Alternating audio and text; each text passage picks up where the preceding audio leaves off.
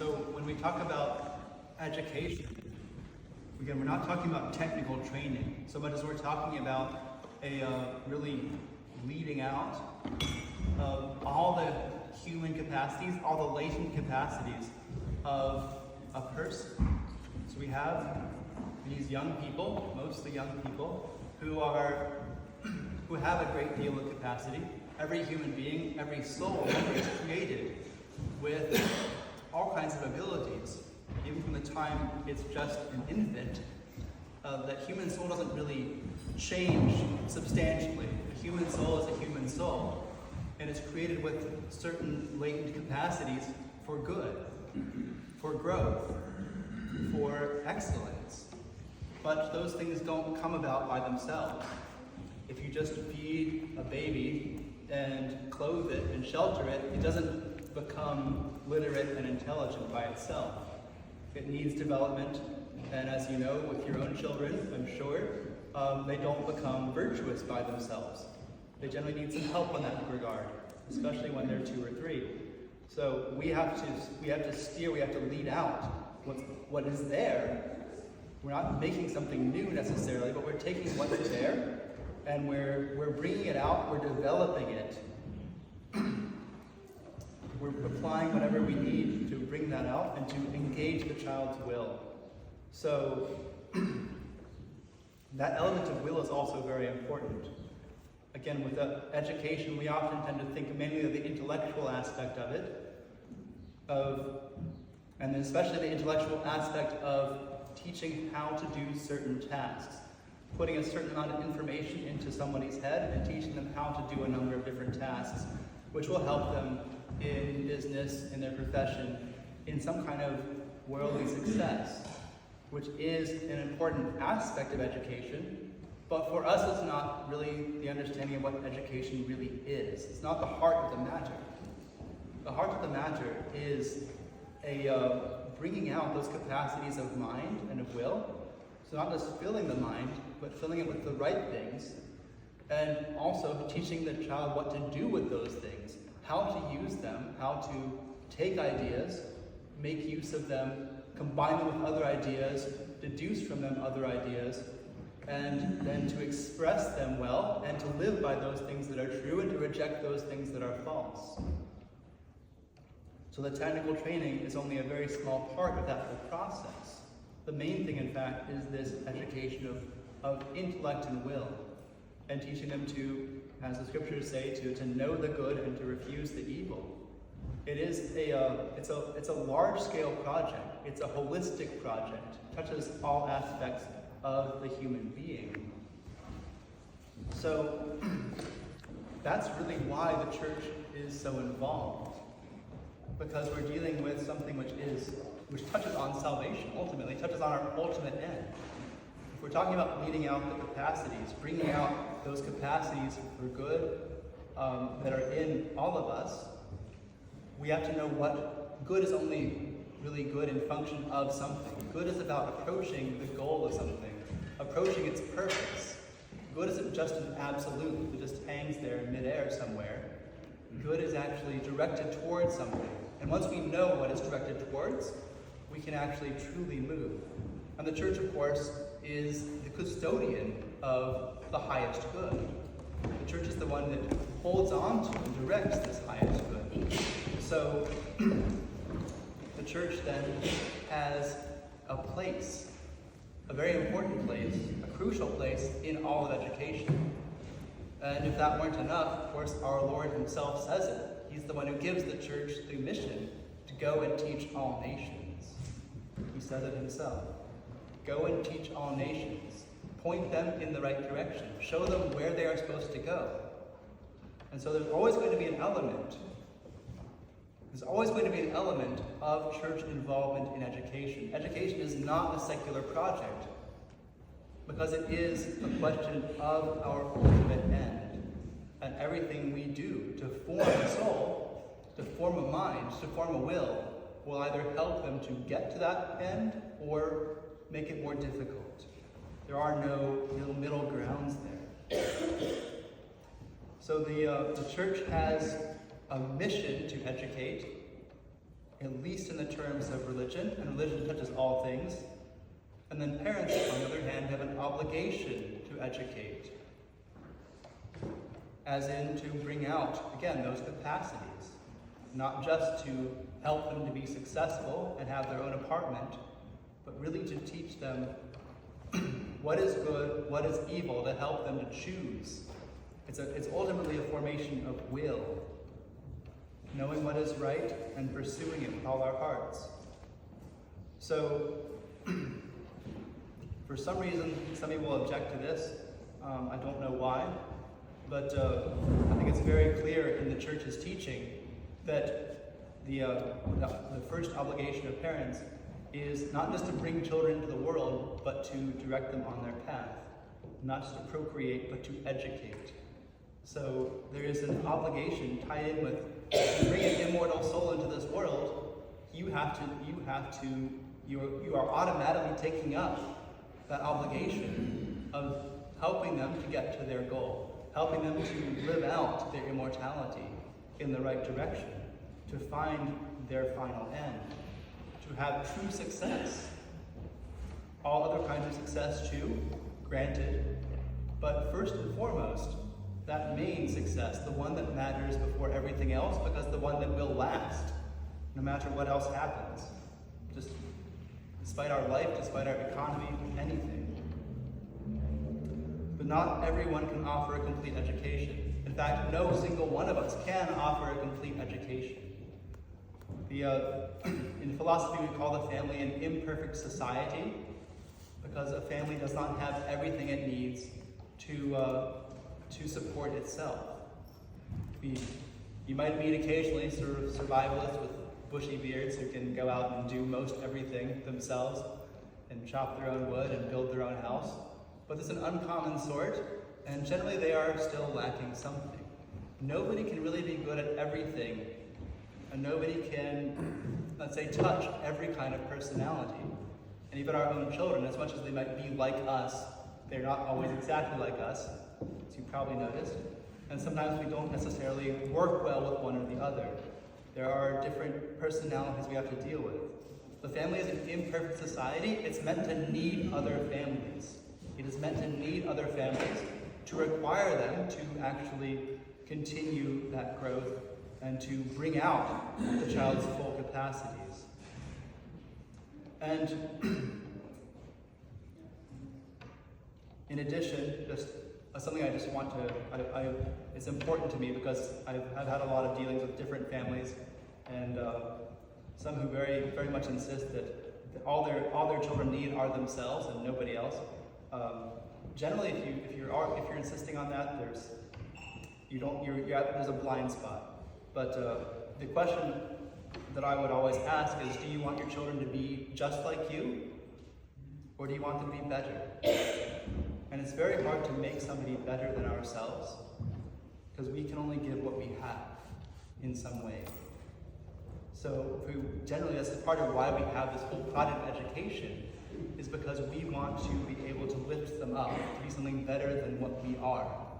It's why we share those burdens, why we share that obligation, or why we delegate that obligation in certain capacities. So these two questions, this mission of the church, the obligation of the parents, they're meant to link up. They're meant to be two sides of the same coin, really.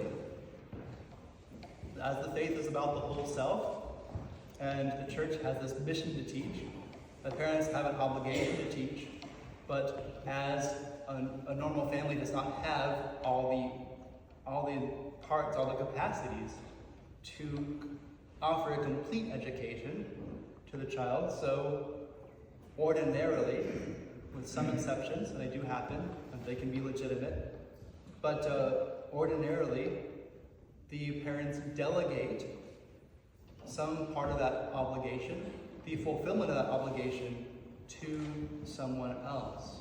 They have that obligation accomplished through the hands of others, and through the hands of others by the church in some fashion. The church has the truth in its fullness, and so the church has a special place in being able to give that truth to be able to give something which is better, to help us to make us better than what we would be otherwise.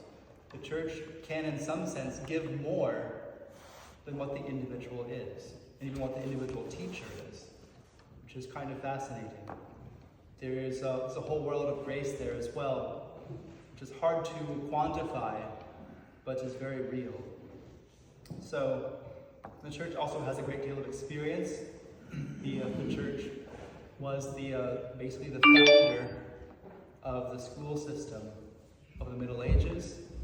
It came as close as possible to a universal education in different capacities, but yes, in a time when education was not compulsory and was not even common, the church came as close as possible to making it common and making it deep, making it Christ-centered in the Middle Ages, as anyone ever has done.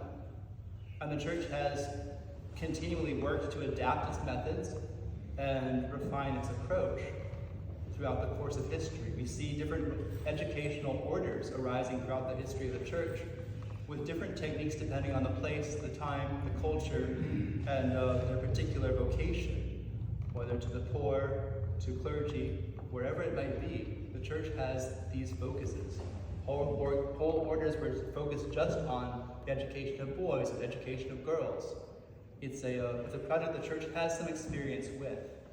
At the very least, if we want to understand and make choices about education, it's important to have some sense of the collective experience of a couple of millennia which the church has gathered together, and to take it seriously. So, in general, what happens with the school is that the church is entrusted, is delegated some element of this educational project.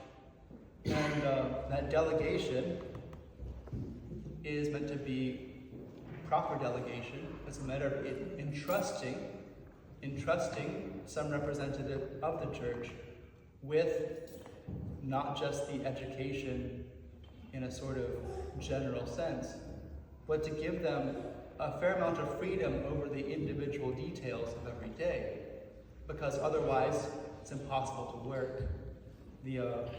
To be told you are delegated, then to be micromanaged is every employee's worst nightmare.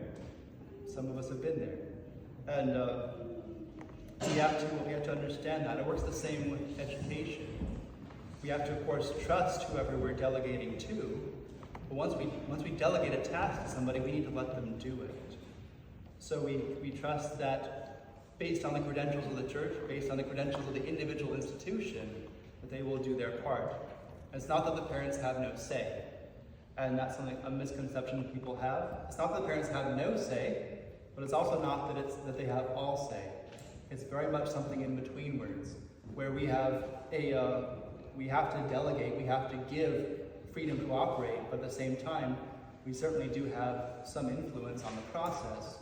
And normally the suggestions will be at least heard. We may not always follow them, but we will listen. I'll try to listen anyway. I try. I don't always do what people tell me to. Not just because I'm contrary, but also because sometimes I have different ideas. But there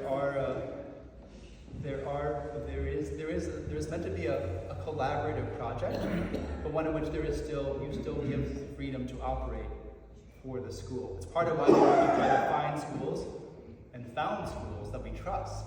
Because if we don't trust the school, then we're not going to be willing to make that delegation, and then neither the school nor ourselves is going to be happy or effective in this work. So that's why really, when we talk about schools, this is what we're talking about. This collaborative project between parents and teachers, under the auspices of the church, which is directing the child to bring out its latent capacities, to know, love, and serve God ultimately, but in all the practical details of life, and especially to love its faith, to love the beauty in this world, to love the truth that it finds everywhere, and to learn to find God in those things. It's what makes it special. What makes Catholic education different from other education is that focus on the last end. And being able to take, as the church has done, to take all the good and all the history as well. That's what we call classical education. Take all the good and all the true things that have been said and done, all the beautiful things that have been written in history, and draw them together and make them a part of that direction towards the good. Make them a part of this child, a part of this adult to be, so that they have not just the patrimony of their own family, their own country, but the patrimony of all of Christendom and of all truth. One teacher said all truth belongs to the church. If the church is founded by Christ and Christ is the truth, then if it's true, it belongs to the church in some fashion. It's part of her patrimony, and so he uses it for the good of souls. Why our school in particular? Well, precisely because of this. This is what we are trying to do. This is what we are attempting, is to give this complete education to the children under our care. There aren't always a lot of other options. In general, there are very few options out there, in my experience. So we've had a lot of problems. I don't know what it's like around here, but in the U.S., a school that says Catholic on the sign is not necessarily. So we've had some very interesting conversations with parents who were saying, well, it says it's a Catholic school, so it should be doing Catholic things. Like, yes, we agree that's true. That's a true statement. But when it's not, we have to acknowledge that fact. Sometimes it really isn't. Unfortunately, a lot of the times, at least in America, it is not. We've had schools where the girls' high schools where the girls are getting propositioned by other girls, where they celebrate Pride Week, all kinds of wonderful things. Also, for some reason, the Catholic schools have shorter skirts than the Protestant schools. I don't get that, but like you can tell the Catholic school girls because they're wearing almost nothing, and that's their uniform. It was a problem. We had some non-school students who would come to our school once a week for catechism, and sometimes it was pretty interesting. But it's not summer yet, and you're not on the beach. But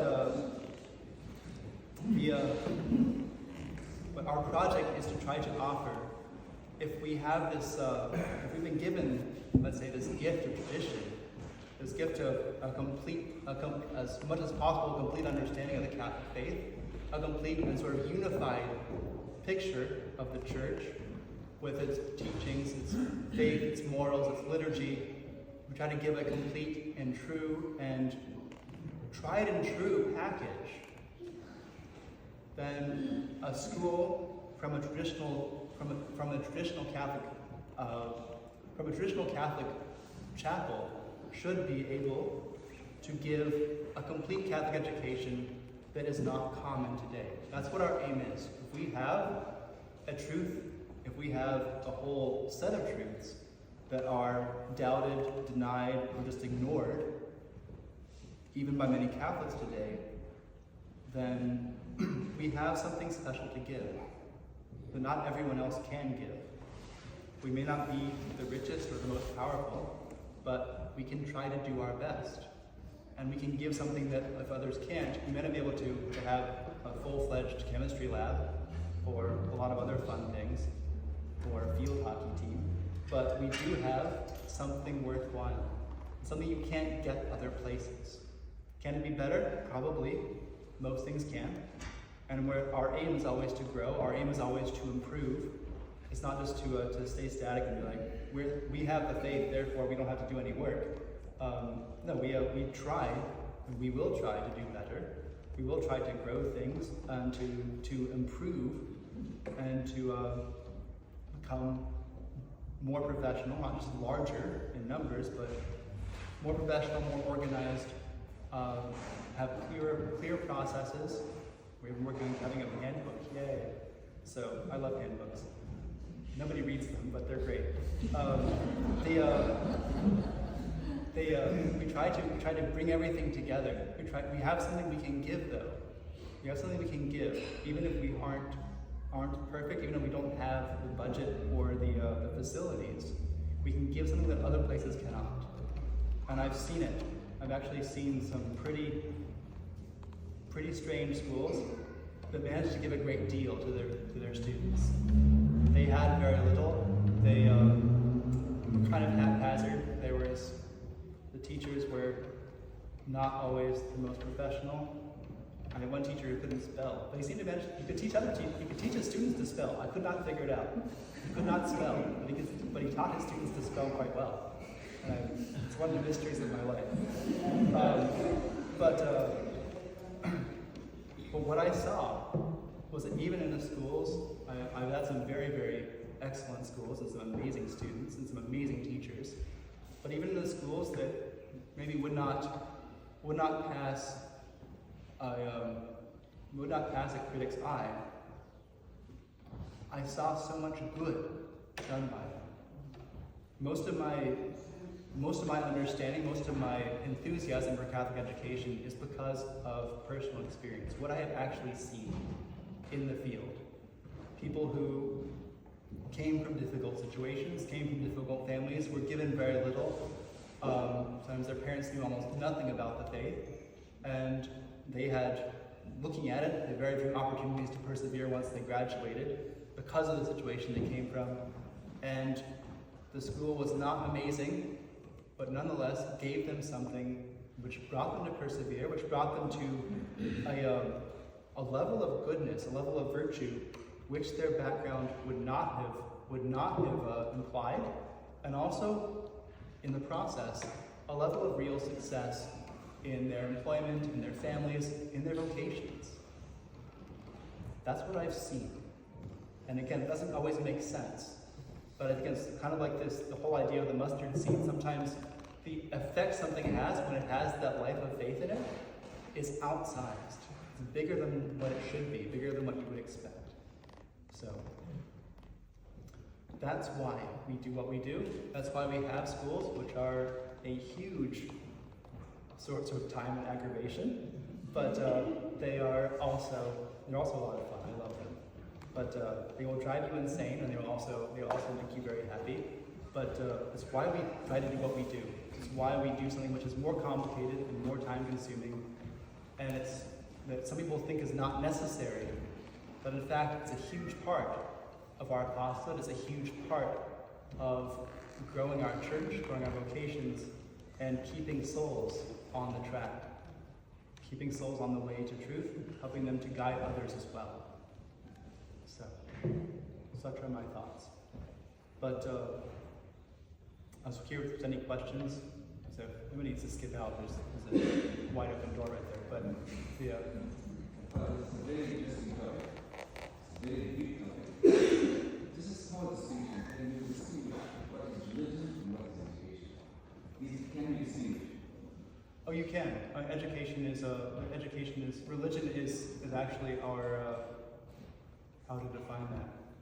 Religion is the particular study of our relationship to God.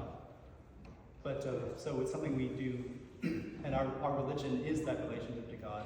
The virtue of religion is our habit of going to Him and of joining ourselves to Him, but and giving Him the honor that's due to Him. Religion is part of justice, but education is more general. But education, the virtue of religion should be something which grows a lot from the virtue, from the growth of education. If we educate somebody, they should grow in religion, because they will understand better what we say when our Lord says, I am the way and the truth and the life. We are meant to, that's kind of an abstract statement to us. When we actually see it in practice, okay, what is truth? We answer Pilate's question with education, and we see, okay, that all these different things that are seemingly disparate facts of our lives, whether it's whatever subject it might be, mathematics, geometry, science, literature, that there is truth here, and there are common threads in these truths that lead to a certain sense of order and goodness, which ultimately points us back to God and helps us to serve Him. Gives us the material to practice virtue. Does that make sense a little? Education, that's religion. Education. I was just talking about both of them, but So they seem to be an overlap. You did say religion is our relationship with God. yes, there is an overlap. There is an overlap.